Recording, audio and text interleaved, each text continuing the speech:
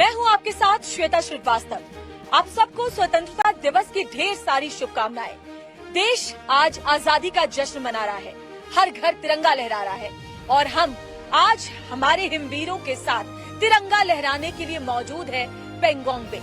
पेंगोंग है ये, जहाँ एक तरफ भारत की सरहद है तो पीछे ब्लैक टॉप के पीछे चीन की सीमा है और इन सब के बीच में खड़ी है हमारे जवानों की दीवार, जिसे कोई भी ताकत पार नहीं कर सकती।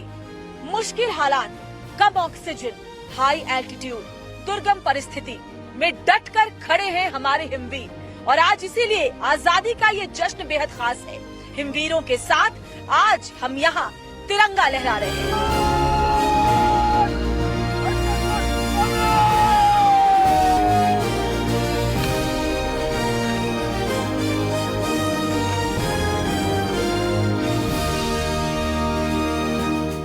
चुशुल कोई साधारण पोस्ट नहीं है। यहाँ की ठंड, यहाँ की ऊंचाई, यहाँ की सांसें, ये सब आपको रोज याद दिलाते हैं कि आज़ादी सस्ती नहीं मिली। 1962 में भी यही हमारे वीरों ने लड़ाई लड़ी थी। आज आप उसी परंपरा को आगे बढ़ा रहे हैं। स्वतंत्रता दिवस पर हम उन शहीदों को नमन करते हैं जिन्होंने हमें यह देश दिया, लेकिन आज का सबसे बड़ा नमन आपको है जो रात दिन सीमा पर डटे हुए हैं। आपके परिवार से दूर, आपके त्योहार अधूरे, आपकी नींद अधूरी, फिर भी आप मुस्कुराते हुए ड्यूटी करते हो। यही असली देशभक्ति है।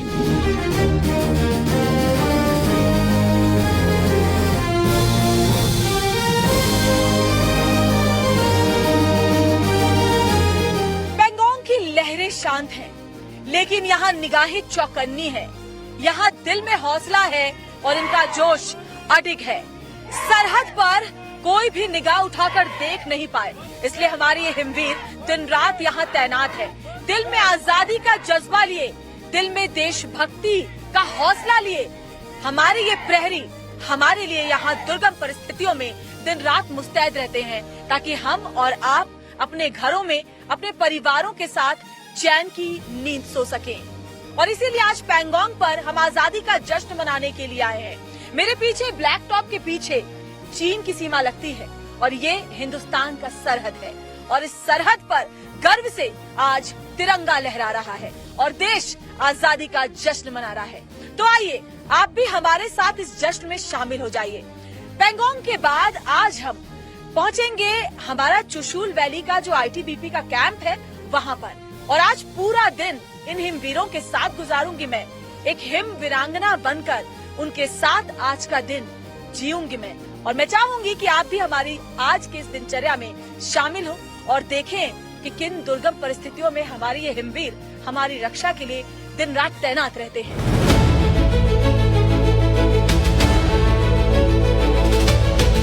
लगभग 15,000 फीट की दुर्गम ऊंचाई, जहां बर्फीली हवाएं हड्डियां जमा देती हैं, जहां हर पल इंसान की ताकत और क्षमता को मौसम परखता है, उस चुशुल में तैनात है भारत तिब्बत सीमा पुलिस के हिमवीर। बिल्कुल चीन के साथ लगती लाइन ऑफ एक्चुअल कंट्रोल के पास डटे हैं भारत के ये वीर। ऊंचे और दुर्गम पहाड़ों से घिरा चुशुल सब सेक्टर पूर्वी लद्दाख में पेंगोंग के बिल्कुल साउथ में है। यहाँ हालात तो बेहद चुनौतीपूर्ण है, लेकिन जब इरादा हिंदुस्तान के सरहद की रखवाली हो तो चाहे कितने भी मुश्किल हालात क्यों न हो, इन हिमवीरों के हौसले को कुछ भी डिगा नहीं सकता। और हर हिमवीर का सबसे सच्चा साथी होता है उसका हथियार। सरहद पर सिर्फ ड्यूटी नहीं होती, किसी भी मुश्किल हालात के लिए हर वक्त हर पल चौकन्ना रहना पड़ता है, मुस्तैद रहना पड़ता है और इसके लिए तरह तरह की तैयारियां करनी पड़ती है और उसी में से एक है वेपन क्लीनिंग। और इसके लिए असिस्टेंट कमांडेंट दीपक शर्मा हमारे साथ हैं।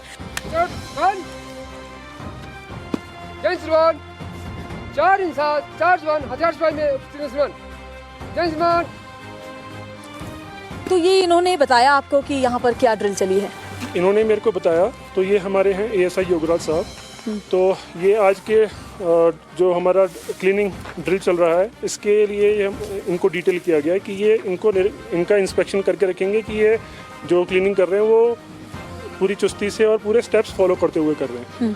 तो कभी भी अगर से कोई सीनियर अधिकारी, से भी फिलहाल कंपनी कमांडर हूँ, अगर से कोई और भी सीनियर अधिकारी आएगा तो ये इनका ये काम है बताना कि कौन सा कितनी की नफरी कौन सा हथियार सफाई कर रही है, क्योंकि हर हथियार को सफाई करने का प्रोसीजर अलग अलग है। इस समय जैसा कि इन्होंने रिपोर्टिंग दी है कि हमारे पास है 5.56 इंसास। तो अभी फिलहाल जो है हमारे पास हमारे 4 जवान हैं जो इस 5.56 इंसास की क्लीनिंग को कर रहे हैं।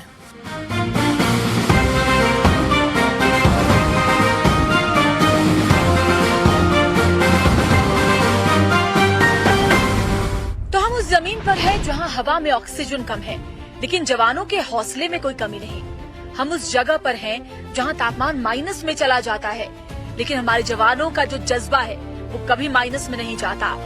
यहाँ का मौसम कुछ ऐसा है कि आपको सुबह में कभी दोपहर लगेगा, दोपहर में कभी शाम सा अंधेरा छा जाएगा और कभी शाम में रात हो जाएगी, क्योंकि यहाँ मौसम पल भर में बदलता है।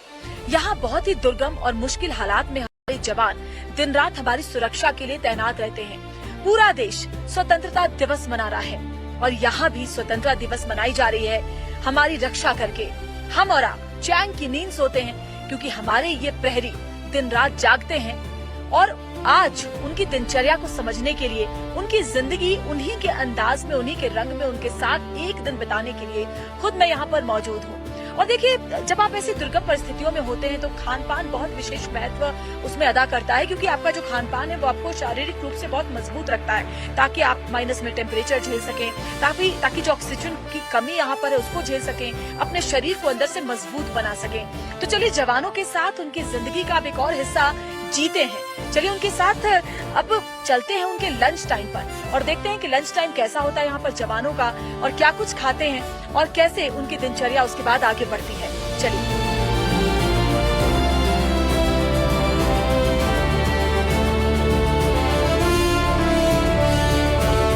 चुशूल में साल के लगभग 8 महीने सर्दी रहती है और तापमान 0 से 30 डिग्री सेल्सियस नीचे तक गिर जाता है।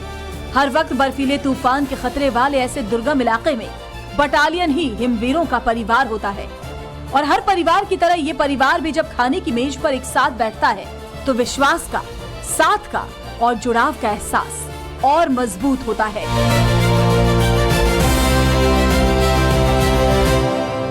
स्वतंत्रता दिवस के मौके पर बचपन से हमने लड्डू, मिठाई, जलेबियां खाई हैं, लेकिन आज आईटीबीपी के चुशूल कैंप में मैं इसलिए मौजूद हूँ कि आजादी का ये जश्न आज इनके साथ मना सकूं।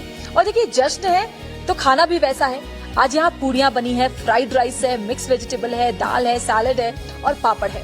और देखिए, क्योंकि यहाँ पर मौसम बहुत अनुकूल नहीं रहता, ऐसे में खान पान ऐसा होता है जिसे इजीली डाइजेस्ट किया जा सके, वो खान पान जो बहुत पौष्टिक हो। यहाँ बहुत आसान भी नहीं है बार बार राशन या सब्जियां पहुँचाना। सप्ताह में 2 बार यहाँ से सब्जियां पहुंचाई जाती हैं, क्योंकि लेह से भी यहाँ की जो दूरी है करीब 5 से 6 घंटे की है। पहले लेह तक सब्जियां आती हैं और लेह से फिर यहाँ चुशूल तक सब्जियां पहुंचाई जाती हैं। तो आज आजादी के जश्न में हमारे साथ जो जवान यहाँ पर हैं, उनके साथ बैठ करके मैं यहाँ दिन के खाने का आज आनंद लूंगी और साथ ही उनसे बात भी करूंगी, क्योंकि हम और आप जो अपने घर में अपने परिवार के साथ बैठकर भोजन करते हैं, जब हम परिवार से दूर यहाँ पर भोजन करते हैं तो क्या एहसास मन में आता है। तो चलिए, सबसे पहले राधा मेरे साथ हैं। राधा, सबसे पहले तो ये बताइए कि मेस का सबसे बढ़िया खाना आपको कौन सा लगता है? जैसे कि हर दिन का अलग अलग होता है, तो मुझे सबसे ज़्यादा मंगलवार और संडे का पसंद है। मंगलवार को यहाँ पूड़ी छोले और इतवार को कड़ी चावल बनते हैं, जो मुझे बहुत पसंद है, जिससे मुझे घर की याद आती है खाने की। घर की याद आती है, माँ के खाने की याद आती है। राधा, मुझे एक बात बताइए, आपने बताया कि आपको घर के खाने की याद आती है जब इस तरह का भोजन बनता है, लेकिन जब आप घर जाती हैं तो कौन सा ऐसा भोजन है जो आप चाहते हैं कि आपकी माँ आपके लिए बना कर रखे, या फिर आप बोलती हो कि मम्मी ये बना कर रखना, मैं आ रही हूँ? अब छुट्टी से सबसे पहले घर जाते ही मम्मी से सीधे डिमांड यही होती है कि मुझे मेरा पसंदीदा खाना चाहिए। क्या? माँ के हाथ का राजमा चावल। राजमा चावल सबसे ज्यादा पसंद है अपनी माँ के हाथ का। अच्छा, आपका क्या नाम है? जी, मेरा नाम अभिषेक है। कहाँ से अभिषेक? मैं मध्य प्रदेश से हूँ जी।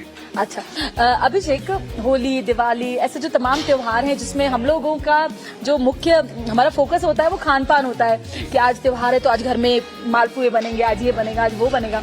यहाँ आप लोग त्योहार पर किस तरीके का खाना खाते हैं? जी मैम, यहाँ पर जिस प्रकार अभी हम बड़ा खाना खा रहे हैं, इससे भी अच्छा खाना खाते हैं। जब होली, दिवाली या त्योहार आएगा तो हर तरह का खाना बनेगा मैम।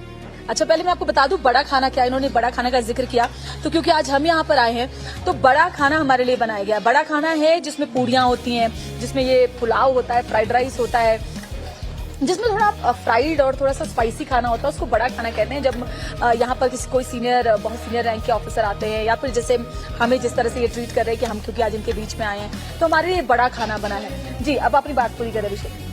जी मैम, मैं मध्य प्रदेश से हूँ और यहाँ पे खाना काफी अच्छा बनता है। त्योहारों में क्या खाते हैं? त्योहारों में काफी कुछ बनता है। चिकन बनेगा, वेज भी बनेगा, हर तरह का खाना बनेगा। खीर भी बनेगी, पूड़ी भी बनेगी, हर तरह की पापड़ बनेगा जैसे। और हमको घर की याद इसलिए नहीं आती क्योंकि हम यहाँ पे सब मिल बांट के रहते हैं। सब हमारे दोस्त यार हैं, बड़ी है, उनके साथ में रहते हैं और त्योहारों को अच्छे से सेलिब्रेट भी करते हैं। आप लोगों को तो देखिए ऐसी ट्रेनिंग होती है कि आपको हो सकता है जब आप इन परिवार ही समझते हैं अपने इस ड्यूटी को और सबके साथ रहते हैं, लेकिन घर वालों को तो आपकी याद आती होगी। वो तो कहते होंगे कि ये त्योहार है, अच्छा नहीं लग रहा। घर वालों को तो आती है याद, लेकिन क्या कर सकते हैं मैम, अगर छुट्टी नहीं मिल रही है तो फिर ये हमारी दूसरी फैमिली में हम यहीं पे है, हम इनके साथ ही खुश रह लेते हैं। घर वालों को भी समझा देते हैं कि वो लोग भी हमारे बिना आदत हो जाती है उनको धीरे धीरे।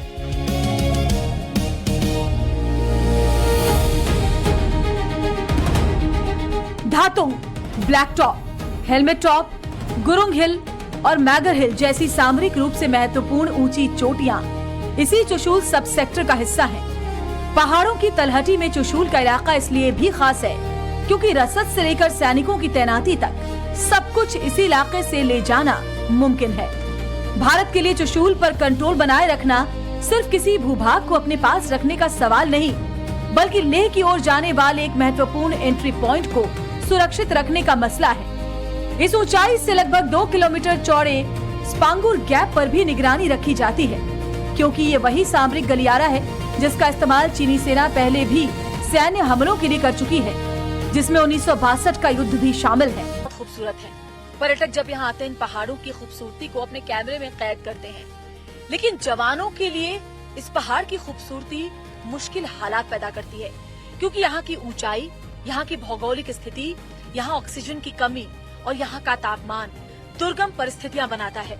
लेकिन इस हालात में भी जब वो अपने परिवार से हजारों किलोमीटर की दूरी पर यहाँ रहते हैं तो क्या क्या चुनौतियाँ उनके सामने आती हैं, उनकी दिनचर्या क्या होती है और कैसे हर मुश्किल का डटकर सामना करने के लिए उनका जो डेली रूटीन है वो उन्हें तैयार करता है। यही जानने के लिए चुशूल में इस वक्त मैं मौजूद हूँ और हमारे साथ डिप्टी कमांडेंट रमेश कुमार पुनिया जी इस वक्त जुड़े हुए हैं, जिनसे थोड़ा समझते हैं। पहले तो क्योंकि हर भारतवासी की इच्छा सर ये जानने की होती है क्योंकि ये चाइना बॉर्डर है, इंडो चाइना बॉर्डर है ये, यहाँ से कितने किलोमीटर अगर आप बता पाए हमारे दर्शकों को पीएलए है? जैन मैम, यहाँ से पीएलए जो है लगभग 7 से 8 किलोमीटर की दूरी पे पीएलए जो है उनके कैंप है और ये लगभग वो भी मुस्तैद बैठे हुए हैं, हम भी अपनी तरफ से मुस्तैद बैठे हुए हैं। अच्छा, तो एरियल जो डिस्टेंस है वो 7 से 8 किलोमीटर? 7 से 8 किलोमीटर। इन हिमवीरों का हौसला देखिए। जिस मुश्किल भौगोलिक स्थिति में सांस लेना भी एक चैलेंज की तरह है, जहाँ तेज चलने भर से हमारी आपकी सांसें फूलने लगे, वहाँ ये हिमवीर दौड़ते हैं, भागते हैं, खेलते हैं।